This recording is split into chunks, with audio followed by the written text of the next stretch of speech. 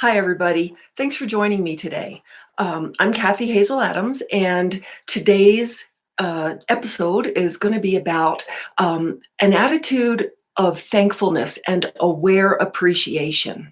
Um, what we're going to be doing today is talking about how holding such an attitude deliberately and by choice actually helps you start creating a better, more enjoyable, authentic life immediately in your daily life. It changes your life and it starts changing it right away. I mentioned in the description joy and abundance. Yes, joy and abundance. And let's just for a second visit that word abundance, because so many people, I think, hold the idea of abundance as financial wealth, money, things.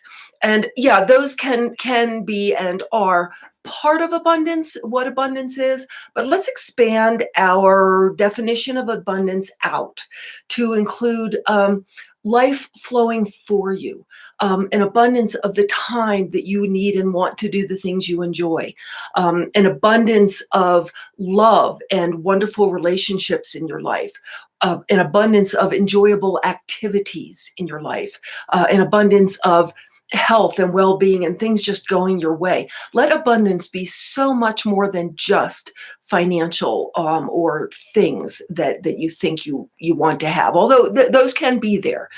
Certainly there would be abundance if you have the money to fix your car when it's broken. That's a form of an abundance, and money is involved and a thing is involved.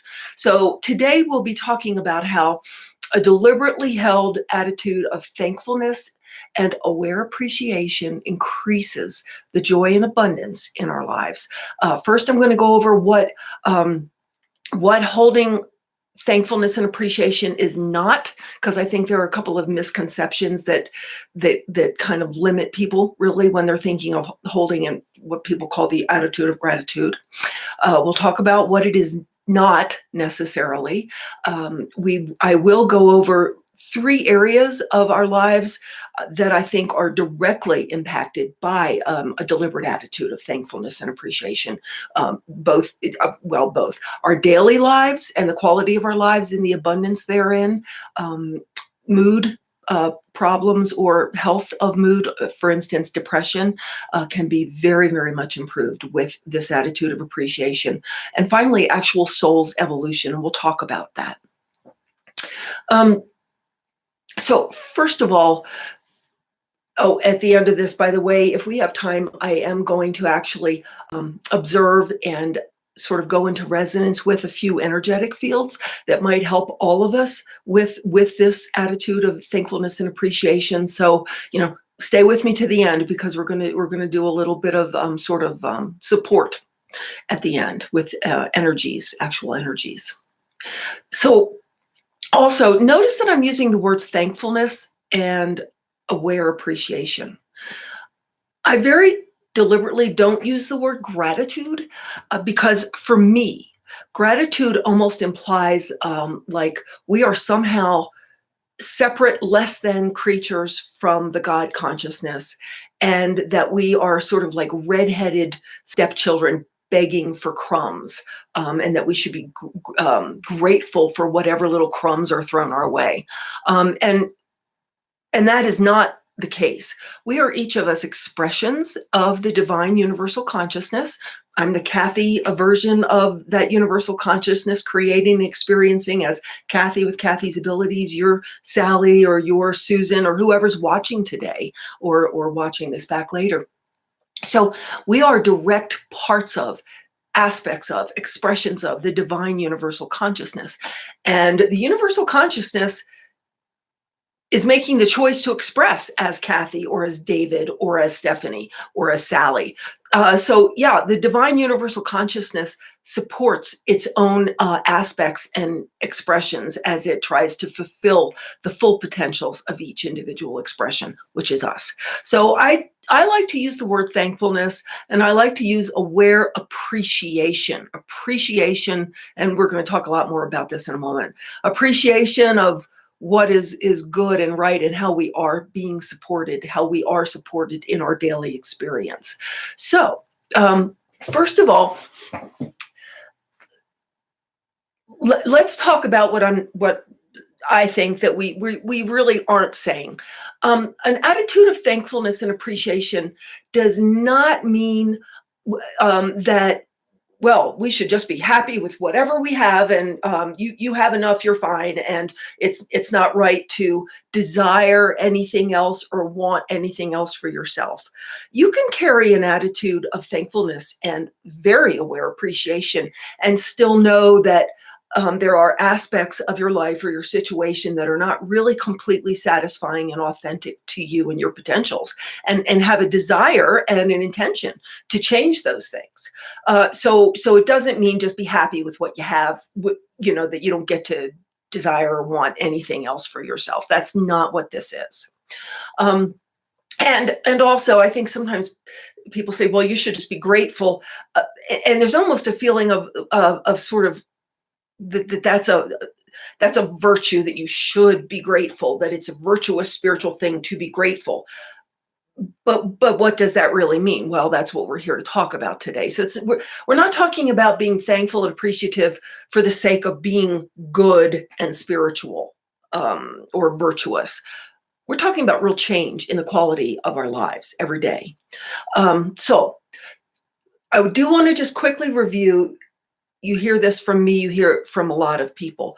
But what we experience and perceive on the outside, being our bodies, the world, our experiences, our situation, is always a very direct and accurate expression or projection of the energetic ideal landscape that we inside. So our true intentions, desires, our true soul's intentions for ourselves, and our beliefs about ourselves and the world and what's possible for us and how things are, those kinds of things. Everything shows up in our experience, in our bodies, in our world. That idea becomes key with what we're going to talk about right now. So, thankfulness and aware appreciation. What I've learned is that it is beneficial to the actual quality of your life in an immediate way, to literally go around your life, your days in your life, noticing everything you can that is flowing for you, that is a beneficial, helpful thing for you. Noticing every situation and every instance in your life where you realize you're fortunate, that you have good fortune, that the universe is flowing in to support you and your happiest, best life. Some examples. I mean, it can be just the smallest things, and you notice them when things aren't right. If you have a toothache, you start appreciating it when you don't have a toothache. It's just something that simple. If your power goes out and you're without your power for a couple of days, you start appreciating how lovely and wonderful and supportive it is to have power and electricity full time, and to appreciate with empathy that not all people do. There are people in the world that only have, if they're lucky, electricity a few hours a day. And right now in California, during the time of this talk, people in California are doing without electricity for days on end. So appreciating that we have electricity, that there's hot water running out of our spigot. Some people don't have any spigot, much less clean water coming out of their spigot. So it is an appreciation of what is wonderful in our lives. Do we have a spouse that loves us and comes home every day to us? Do we have children that, yeah, they do kind of demand a lot of attention, and sometimes we don't really feel like going to all their activities? But do we have healthy children that are able to go play all those soccer games and baseball games? And if so, let's recognize that and appreciate that. If your hot water heater or your dishwasher breaks, yeah, that's a pain in the patootsky. However, aren't we fortunate to have a hot water heater or a dishwasher, and to have frankly, the privilege of just needing to get that fixed so that we have our conveniences again? What I'm saying is, every single thing that you can notice in your everyday life, notice and appreciate that it is going well for you, that it is supporting you and your joy. The thing with this is so key. A body in motion stays in motion, and we are creating our reality, our experience, every moment by what we hold inside, right? We said that a few minutes ago.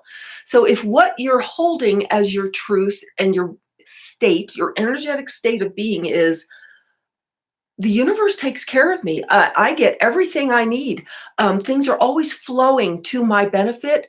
If that's the inner state of your truth and your belief system, that's what you're going to experience. It's exponential. The more you stay in that state of, everything flows to support me. I'm always well taken care of. Things are always going for my benefit. Even in situations where at first blush, it may look like it's not very happy. Something in there is to your benefit. Find it, focus on it, because that keeps you in the state of, the universe is flowing for me. Paramhansa Yogananda has a wonderful little quote or sentence in his autobiography of a yogi. He was just a teensy bit maybe cocky as a child with his very direct connection to the universal consciousness. And he was, and his sister were playing kites in India. They play sort of sword games with kites, where they glue shards of glass to the strings of the kites and then try to cut each other's kite strings. But in any case, he was out on a balcony with his sister, and he said, I'm going to have that kite float right down to me. Well, what he was requesting was actually against the laws of physics. What he was asking was not physically possible, and his sister said so. However, he said, isn't it wonderful how the divine universal mother gives me everything I ask for? And the kite did come right down where it was physically not able to come, and came right down to him. So, and by the way, you don't have to call in the Hindu and Eastern, some of the religions, they look at the aspect, the mothering, nurturing aspect of the divine universal consciousness. So that's why he refers to that as the divine mother. It's just the universal consciousness supporting its darling creations, and that would be you and me.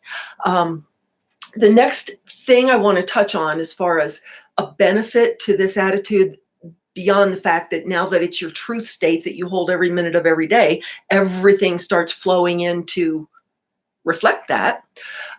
If you have a depression problem, a problem with depression, either very, very severe or not, or chronic or intermittent, going with this attitude of thankfulness and aware, deliberate appreciation is really helpful, because it's hard to just feel so sort of disempowered and downtrodden and miserable if you're noticing everything in your world that's flowing for you and going well and going right for you. So it's sort of one of a few prescriptions to mitigate depression. The third thing that I brought up in the description is soul's evolution. Guys, the thing is this: Seth, my spiritual teacher for decades, since I was 15 years old, Seth, in one of his books, said that one of the things we do with these incarnations, we learn that we're creating our own reality, and we learn that we are literally creating our entire reality, that we're creating our own world, and then we have a consensus of what we're perceiving. But that because we're creating our own reality, we're here to realize that everything is us, essentially. We're not just connected, we are each other at a very real, deep level. And that we get to a point when we're finished with incarnations to where we can actually be directly empathetic to the experience of any other physical creature on earth. And so where this attitude of aware, deliberate appreciation can come in is this: instead of having sort of being maybe a little smug or oblivious about someone's situation or symptoms, or their situation or symptoms, perhaps they're sick, perhaps there's a large population that are in poverty. Instead of being sort of oblivious to that, having an awareness that, look how blessed, fortunate, whatever words you like, look how I am so supported in my life. And I see that those people are agreeing to pretend. I'm saying this very deliberately. Everything is us constructing a storyline and experiencing it. So we all agree to pretend that we're having a certain experience. But when we're in that experience, guys, we really are feeling it. So we can talk about agree to pretend all day, but when you're in the experience of not having money to buy a car to get to work or to fix your tires, or you have a sick loved one that you can't afford care for, that's real struggle, real pain, a real feeling of lack. So having appreciation for what we do have, and some empathy and awareness that someone else is experiencing something very different, and in pain and in lack and struggle, and having empathy and awareness of that. If we don't have that awareness, we're basically going to give it to ourselves. Okay. If somebody is smug and oblivious in a lifetime, perhaps about great beauty or health or financial abundance, and just doesn't even have an awareness that someone else might be having a much more difficult time, they're not even aware of it, they could find themselves either in this lifetime or another lifetime directly experiencing some of that lack and struggle, so that they can get the whole deal, the perspective of all sides of that equation. I had a client very much like that once, that she was never poor at all. In fact, she and her husband made pretty decent money, and they even had a couple of inheritances come through. So money was there, but she was always stressed and anxious about money and lack of money. And she knew she had sort of reincarnational issues, regarding money. And one day during a session, it just came up so clear that there was this beautiful woman in maybe 17th century garb, what European, and she was very wealthy and very well-to-do and just very beautiful. And I felt and saw that she wasn't mean. She just never even gave a thought to that there are people out there in the city that are struggling and are miserable and scared and anxious. No, it was just her and her experience, and everything was fine. That's kind of an oblivion, not mean, but oblivion. And therefore, this person in this lifetime was giving herself the experience of what it feels like to always be worried about money, and to have friends that don't always have enough money to meet their needs. Another example, Seth told a story that in one of the books, that there was a lady that later in her a good marriage, good life, came down with an illness that made her wheelchair bound and completely dependent on her husband. And Seth said that in another lifetime, she'd actually been the father of a daughter who was completely physically disabled. And the father took care of the daughter, however, with a very grudging, ungracious attitude, very, very resentful, ungracious attitude. So the father actually incarnated as this woman who became completely wheelchair bound, so that this entity, this consciousness, could see what it feels like to be on the other side of the coin. So the idea of proactively choosing to be thankful and aware and appreciative of what we have is also a way to start opening up our soul's expansion and awareness now, versus maybe always have to going for the school of hard knock lessons in this lifetime or another lifetime. So those were the main points I wanted to cover today. We're almost done. I do want to touch on a couple of fields that will help all of us be in this place. Before I do, a couple of just logistics. If you want to find my channel, my YouTube channel, of course, you can go to the youtube.com and type in Cathy Hazel Adams, and my channel will come up that you can click on, and you can follow the videos I post there. I will do some more live chats if people seem to like and respond to this one. You can certainly go to my own website, cathyhazeladams.com, and click on Cathy's YouTube channel in the left sidebar. And please do feel free to subscribe to my channel so that you can be notified of new posts and new live chats that are scheduled. And if you're watching this back later, please leave comments and questions, or if I've said something or brought up an idea that has helped you create a better life or experience for yourself in some way, I'd love to hear about it, and so would everybody else that visits the channel. So here to close, let's go into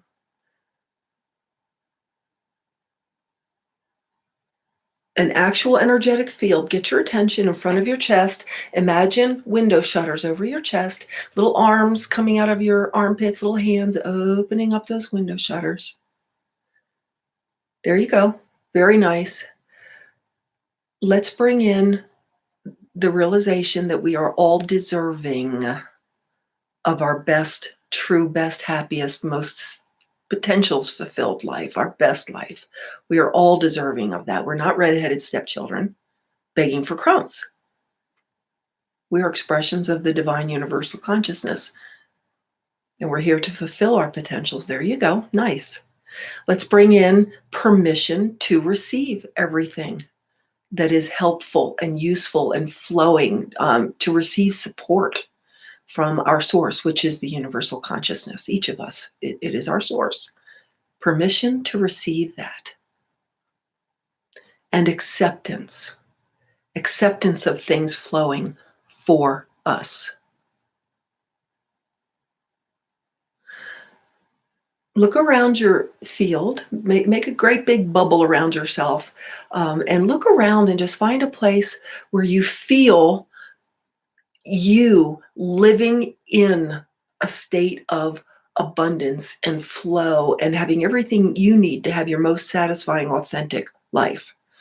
Find that in your field, and I'm helping you. And you can even reach out and use your hand and scoop that in. That's your acceptance. That's saying, I accept this energy of living in the state of abundance and flow and appreciating the well-being.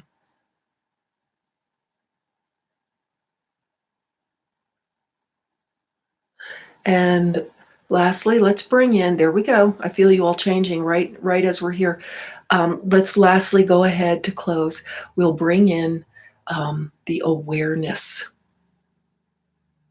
of everything that is good and helpful and how truly fortunate and blessed, really in every moment. Find a way in every moment, every hour of every day, an awareness, an appreciation of how truly fortunate you are in whatever ways you are fortunate in any situation. Thank you all for joining me. I will see you next time.